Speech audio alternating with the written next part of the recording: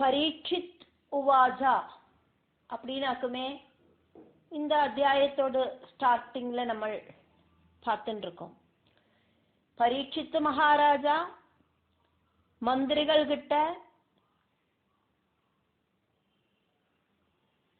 சொல்லிட்டு இருக்கிறதாயிட்டாக்கும் சொல்லப்படுறது. என்னவாக்கும் சொன்னார் அப்படின்னா, ருருவோட கதையாக்கும் சொன்னார். பலவிதமான உபாய யோகத்தால இறந்து போன மனைவிக்கு தன்னோட பாதி ஆயுள கொடுத்த ருருவோட கதைய சொன்னார் அப்படிங்கிறதையாக்கும் பார்க்கிறோம். அர்ஜுன புத்திரனான அபிமன்யுவுக்கு விராட ராஜகுமாரியான உத்தரையில ஜனிச்ச புண்ணிய சந்தானமாக்கும் பரீட்சித்து.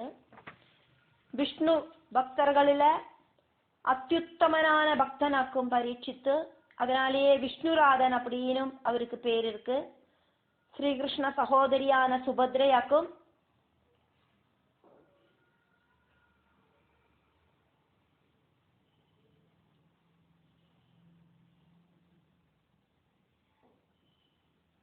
பரீட்சித்தோடு பிதாமகி.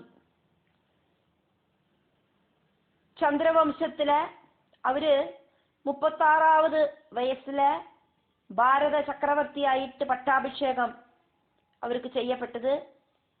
2 12 காலம், அதாவது 20 வருஷம் கொஞ்சம் கூட தர்ம நீதிகள் கைவிடாதக்கு ക്ഷേമ ஐஸ்வர்யங்களோடு கூடிட்டு ராஜ்ய பரிபாலனம் பண்ணினார் பரீட்சித்து.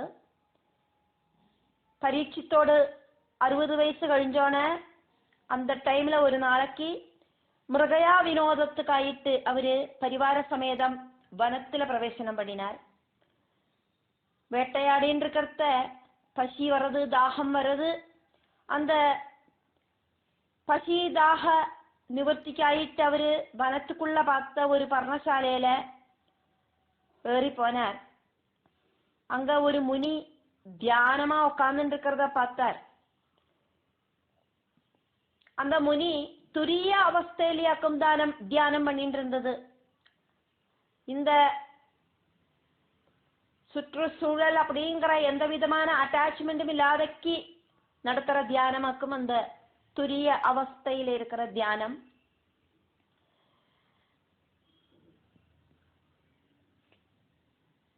அந்த மகர்ஷிட்ட போயிட்டாக்கும் எனக்கு கொஞ்சம் தண்ணி குடிக்கிறதுக்கு வேணும் அப்படின்னு சொல்ற. முனியானா தியானத்துல இருந்ததுனால, ஆழ்ந்த தியானத்தில் இருந்ததுனால ராஜா வந்ததும் தெரியலை, ராஜா பேசினதும் தெரியலை, அதனாலேயே பதிலும் சொல்லலை. மறுபடியும் மறுபடியும் ராஜா கேட்டுட்டும் அசையாத ஸ்டாச்சு மாதிரி முனி உக்காந்தோன ராஜாக்கு கோபம் திடீர்னு வருது. விதிவசால் விதிவசால் அப்படின்னு தான் சொல்லணும். காரணம், நிறைய நிறைய சத்குணங்கள் இருக்கிறவராக்கும் ராஜா, கலிய அடக்கி நிறுத்தினவராக்கும் ராஜா. கோபம் இருக்கிற இடத்துல கலிக்கு இருக்கலாம் அப்படின்னு பர்மிஷன் கொடுத்தவராக்கும் ராஜா. அப்படி இருக்கிற அந்த ராஜாவுக்கு கோபம் வந்துடுத்து அப்படின்னாக்கா அது விதிவசால் கோபம். பக்கத்துல இறந்து கிடந்த ஒரு பாம்போடு ஜடம் வில்லோடு அச்சத்தால தோண்டி எடுத்து அந்த முனியோடு கழுத்துல அவர் போட்டார். அதனோட பவிஷ்யத்தொன்னும் அந்த டைம்ல அவரு யோசனை பண்ணி பார்க்கலை. திடீர்னு அங்கேருந்து கிளம்பவும் செஞ்சார். போற வழிக்கு அவரு யோசனை பண்ணி பார்த்தார், செஞ்சது தப்பாக்கும்.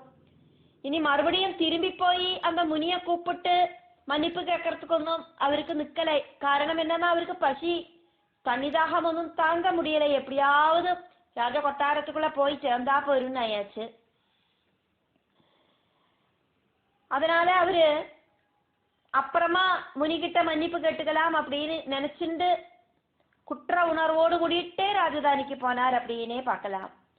தியான அவஸ்தையில அந்த பர்ணசாலையில உட்கார்ந்துட்டு இருந்த முனியோட பேரு ஷமீக மகர்ஷி.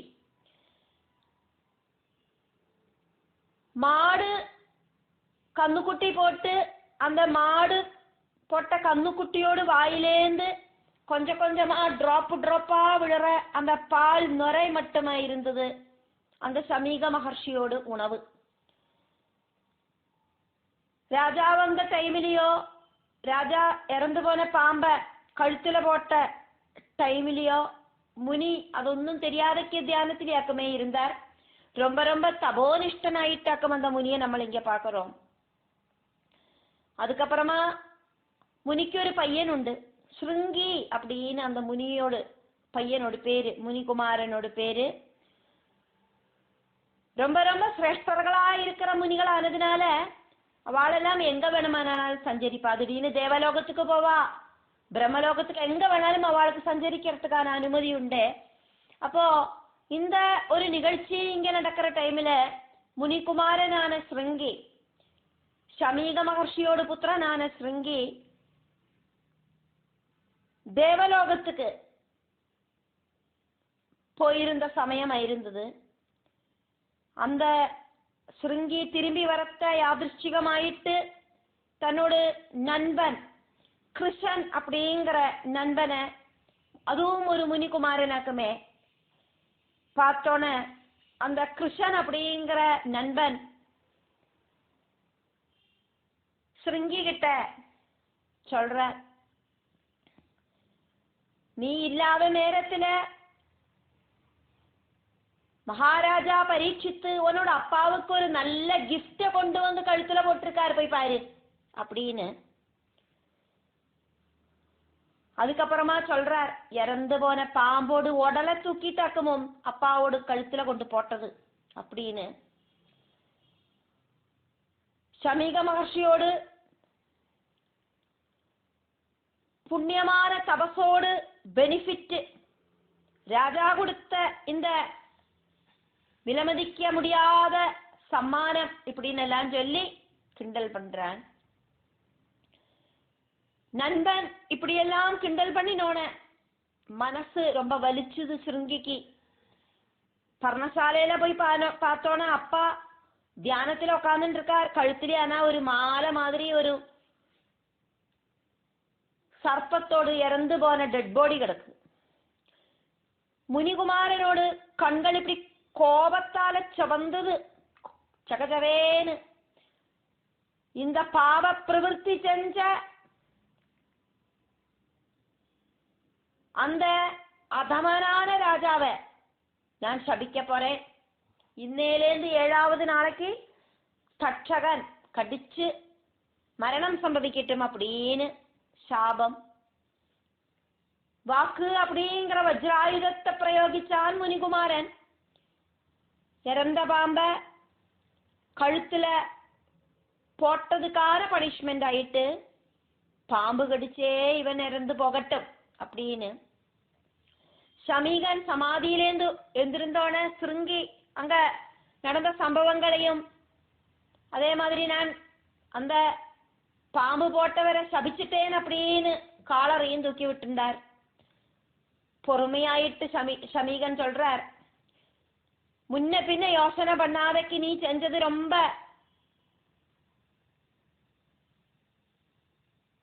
கஷ்டம். ரொம்ப ரொம்ப தர்மிஷ்டனாக்கும் அந்த ராஜா. எத்தனை பேருக்காக்கும் ஹெல்ப் பண்றார் அவரு. ராஜர்ஷி ஆக்கும் அவரு. ராஜாக்களுக்கு பலவிதமான துன்பங்கள் எல்லாம் இருக்கும். இந்த பிரஜகளோட துன்பங்கள் எல்லாமே ராஜாவுக்கு சேர்ந்த துன்பங்களாயிட்டே இருக்கும்.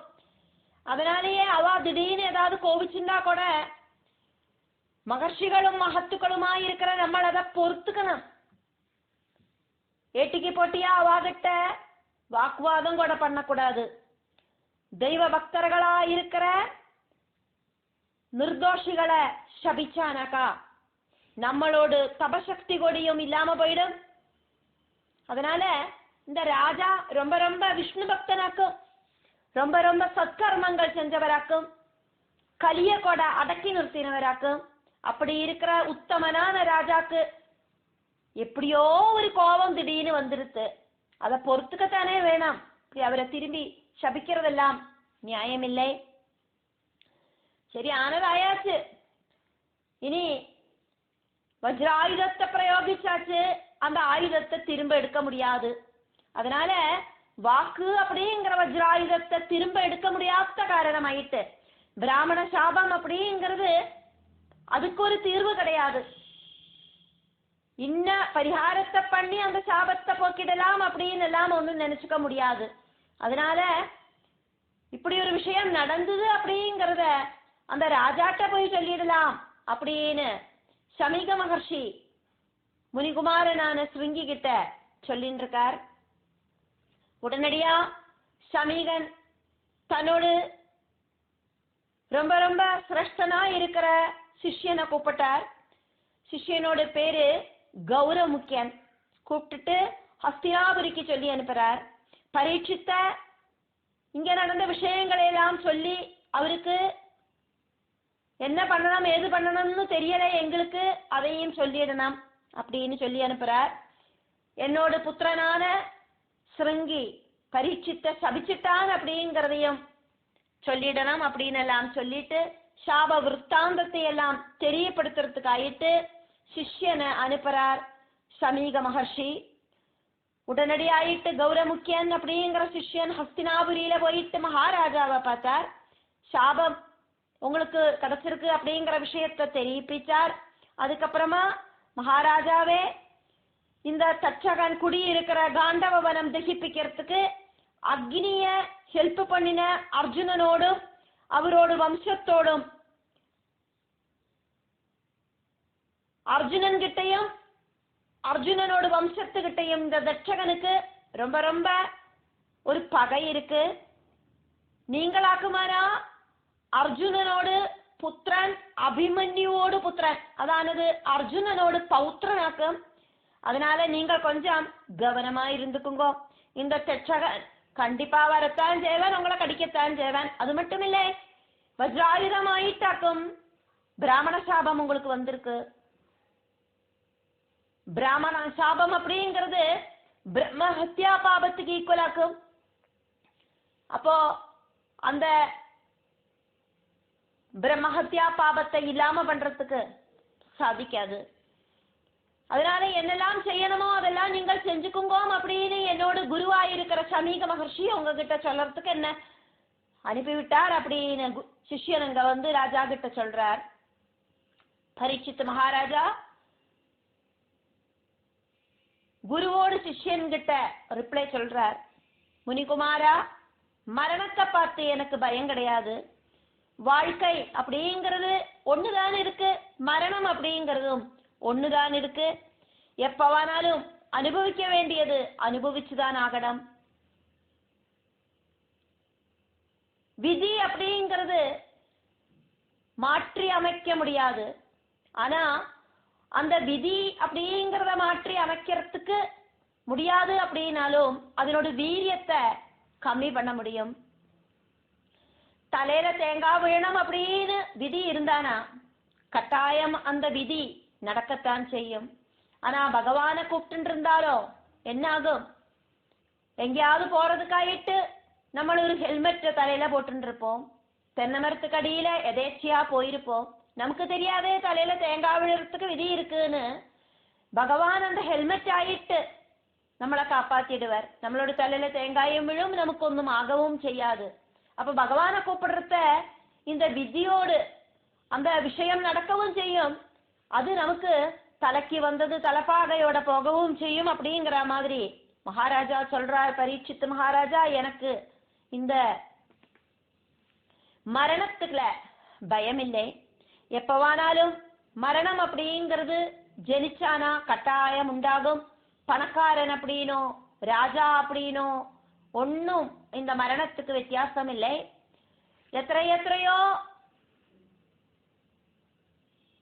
பூர்வீகர்கள் நமக்கு இருந்திருக்கா, அவளெல்லாம் நிறைய காலம் வாழ்ந்திருக்கா, அவளுக்கு புத்திரர்கள் உண்டாயிருக்கா, அவளும் நிறைய வருஷம் வாழ்ந்திருக்கா, அவளுக்கு புத்திரர்கள், இப்படி பரம்பரையா நம்ம இந்த பூமியில வந்திருக்கோம்.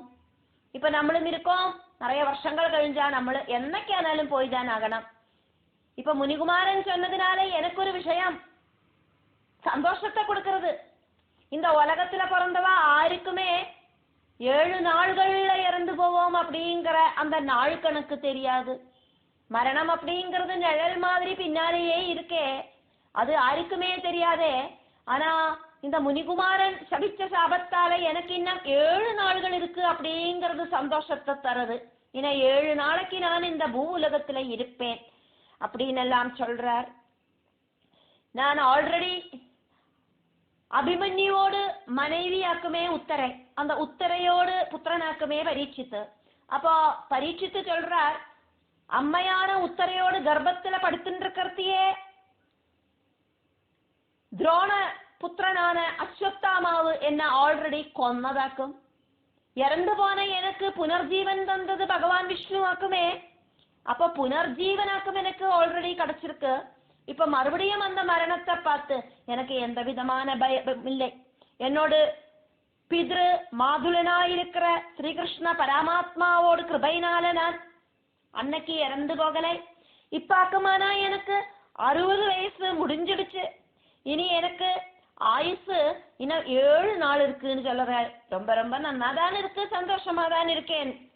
மனச ஏகாகிரமாயிட்டு சாட்சால் ஸ்ரீகிருஷ்ண பகவானோடு திருப்பாதங்களை மனசுல தியானிச்சுண்டு பரமானந்த பதத்துல லயிக்கிறதுக்கு அந்த 7 நாள் அப்படிங்கிறது எனக்கு ரொம்ப ரொம்ப ஜாஸ்தியா தான் இருக்கு.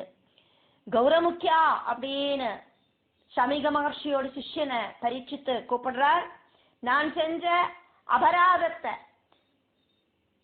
குருவோடு கழுத்துல கொண்டு போய் அந்த முனியோடு கழுத்துல கொண்டு போய் இறந்து போன பாம்பை தூக்கி போட்ட அந்த அபராதத்தை பொறுக்கணும் அப்படின்னு நீங்கள் சொல்லணும்.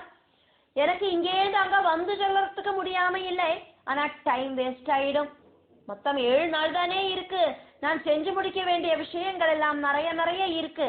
இப்ப மறுபடியும் அந்த காரணத்துல வந்து அந்த முனிய பார்த்து மன்னிப்பு கேட்கறதுக்கான டைம் அப்படிங்கிறது இல்லாததுனால எப்படியானாலும் இதை சொல்றதுக்காக நீங்கள் அங்கேருந்து இங்க வந்தேலே, அதனால நான் சொல்ற விஷயத்தையும் அந்த முனிட்ட கொண்டு போய் தெரியப்படுத்துங்கோ அப்படின்னு சொல்லி அனுப்புறார். என்ன சபிச்ச காரணமாயிட்டு அந்த சிருங்கியோடு தபசக்தி கம்ப்ளீட்டா இல்லாம போயிடும் அப்படிங்கிறதும் எனக்கு தெரியும் அப்படின்னும் ராஜா இங்க சொல்றார். தபசக்தி அப்படிங்கிறது ரொம்ப ரொம்ப பவர்ஃபுல் பாசிட்டிவ் எனர்ஜி. தேவையில்லாம இல்லாம அந்த தபசக்தியை யூஸ் பண்ணப்படாது. ராஜா அப்படிங்கிறவர் பலவிதமான கவலைகளை சுமக்கிறவர். இந்த ராஜ்யத்தை கடமை உணர்வோடு கூடிட்டு பரிபாலனம் பண்றவர். அப்படி இருக்கிறவருக்கு பிரஜகளோடு அந்த க்ஷேமத்துக்கு வேண்டிட்டு பலவிதமான டென்ஷனை தலையில தூக்கி வச்சுட்டு இருக்கிறவர்.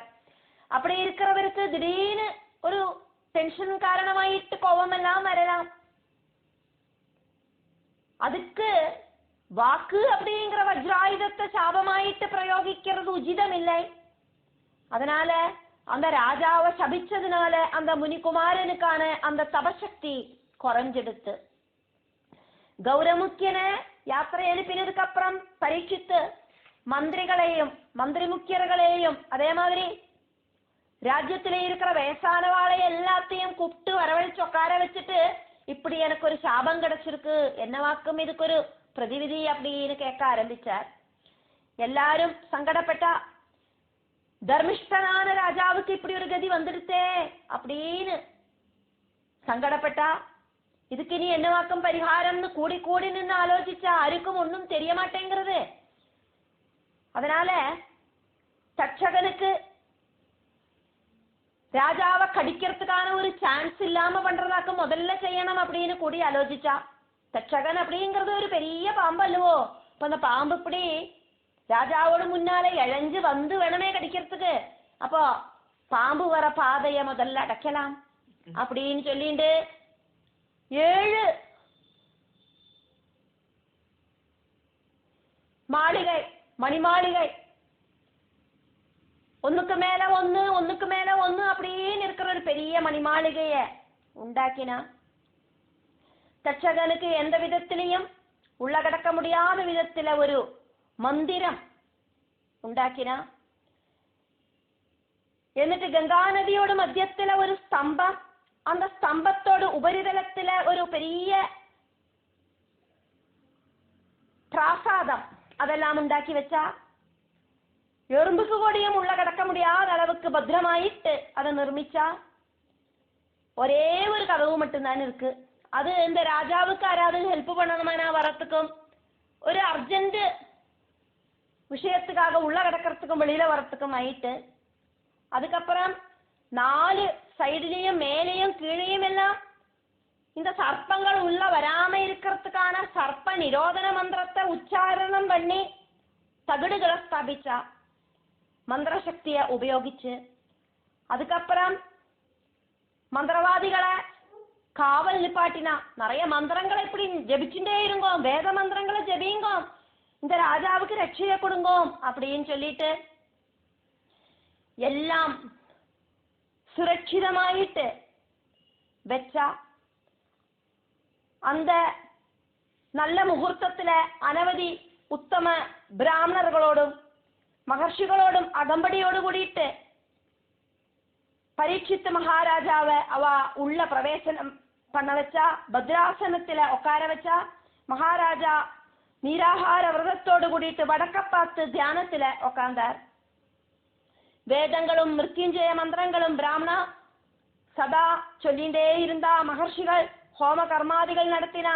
சாப விருத்தங்களை தெரிஞ்சுண்டு பார்கவன், விஸ்வாமித்ரன், கண்வன், வசிஷ்டன், பரத்வாஜன், கௌதமன், யாக்ஞவல்கல்யன், அத்ரி, புலஸ்தியன், அகஸ்தியன் இப்படி இருக்கிற மகா முனிகள் எல்லாம் அங்க வந்து சேர்ந்தா. மகாராஜாவை அனுகிரகிச்சு அவரோடு பக்கத்துல உட்கார்ந்துண்டு மந்திர உச்சாரணம் பண்ணினா அத்தனை மகர்ஷிகளும். அந்த டைம்ல பரீட்சித்து விஷ்ணு பக்தியில முழுகினார். அவரோட மந்திர உச்சாரணங்கள் எல்லாம் அவளோட எல்லாம் மந்திரங்கள் சொல்லற அந்த சத்தத்தை கேட்டு கேட்டு தியானத்தில் அப்படியே ஆழ்ந்து போனார். கங்கா நதியோடு இரு பக்கங்களிலேயும் மந்திரிகளோடு அந்த ஒரு மேல்நோட்டத்துல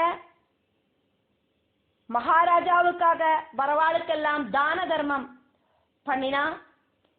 கோதானம், பூதானம், திலதானம், ஹிரண்யதானம், ஆஜ்யதானம், வஸ்திரதானம், தானியதானம், குலதானம், வெள்ளிதானம், லவணதானம், சாலக்கிராமதானம், சிவலிங்கதானம், தீபதானம், கமண்டலுதானம், விபூதிதானம், ருத்ராட்சதானம் அப்படின்னு ஷோடச தானங்கள் வேதஜர்களான உத்தம பிராமணர்களுக்கும் மகர்ஷிகளுக்கும் எல்லாம் ராஜாவை விட்டு கொடுக்க வச்சா. இப்படியெல்லாம்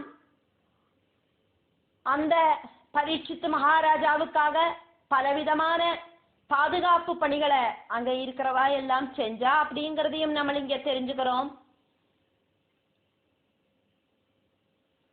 மிருத்யுவை ஜெயிக்கிறதுக்காரால முடியுமா அப்படின்னு அந்த சதஸ்ல கேள்விகள் உணர்ந்தோன, கேள்வி கேட்கப்பட்டோன மகாராஜாவே சொல்லுறார் அப்படி ஒரு விஷயம் நடந்திருக்கு. அப்படி சொல்றதுக்காக்கும் இந்த ருருவோடு எக்ஸாம்பிள் அங்க சொன்னது. ருரு தன்னோடு பிரியமான அழகியான அந்த கல்யாணம் பண்ண போற பொண்ணுக்காக தன்னோட ஆயுசுல பாதிய பிரமத்வரைக்கு வேண்டிட்டு தன்னோட ஆயுசுல பாதிய கொடுக்கறதுக்கு ரெடியானார். அப்படின்னும் அப்படி தெரிஞ்சோன பிரமத்வரையோடு உண்மையான பிதாவான கந்தர்வனாய் இருக்கிற விஸ்வாவசு வானத்திலேந்து தேவலோகத்திலேந்து வந்தார் அப்படிங்கிறதையும், அதுக்கப்புறமா தேவலோகத்திலேந்து வந்த அந்த தேவதூதனும் விஸ்வாவசுவும் கூடிட்டு யமதர்ம மகாராஜாவை பார்க்க போனா அப்படிங்கிறதும், யமதர்மன்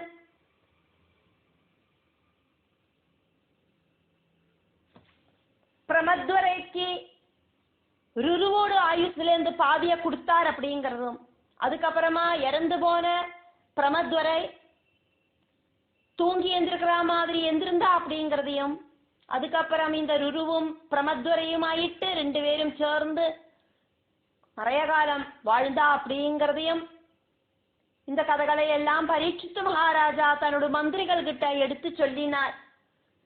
இந்த தட்சகனுக்கு உள்ள கடக்க முடியாத அளவுக்கு ஒரு கிரகம் நிர்மிக்கிறதுக்கு முன்னாலே இருந்தது. இந்த கதைய மந்திரிகள் கிட்ட மகாராஜா எடுத்து சொன்னார் அப்படிங்கறதையாக்குமே நம்ம இங்க பார்த்துட்டு இருக்கோம்.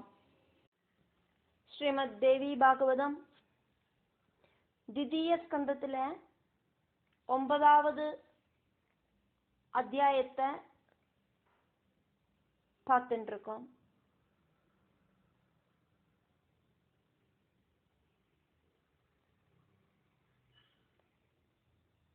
ருருவோடு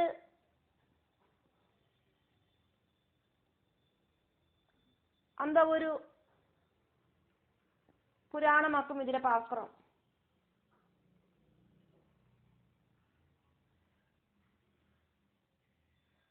ஒன்னாவது ஸ்லோகம். காமார்த்த சமுனிர்கத்வா ருரு சுப்தோ நிஜாஸ்ரமே பிதாபப்ரச்சதீனம் தம் கிம் ருரோ விமனா அசி.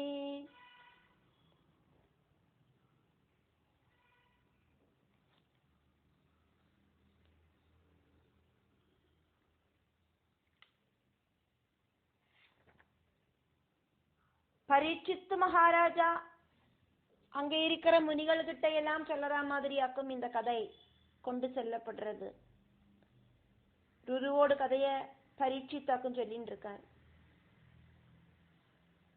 காமார்த்தஹா சஹ முனிஹி கத்வா ருருஹு சுப்தஹா நிஜ ஆஸ்ரமே பிதா பப்ரச்ச தீனம் தம் கிம் ருரோ விமனா அசி.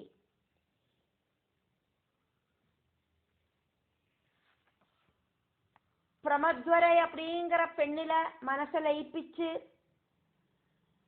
காமத்துக்கு அடிக்ட் ஆன ருரு தன்னோட ஆசிரமத்துல போய் படுத்துட்டார். ரொம்ப நொந்து முகமெல்லாம் வாடி இருக்கிற அவங்கிட்ட அப்பா கேக்குறா, ருரோ நீ என்னத்துக்காக்கும் இப்படி சங்கடப்பட்டு இருக்காய் அப்படின்னு.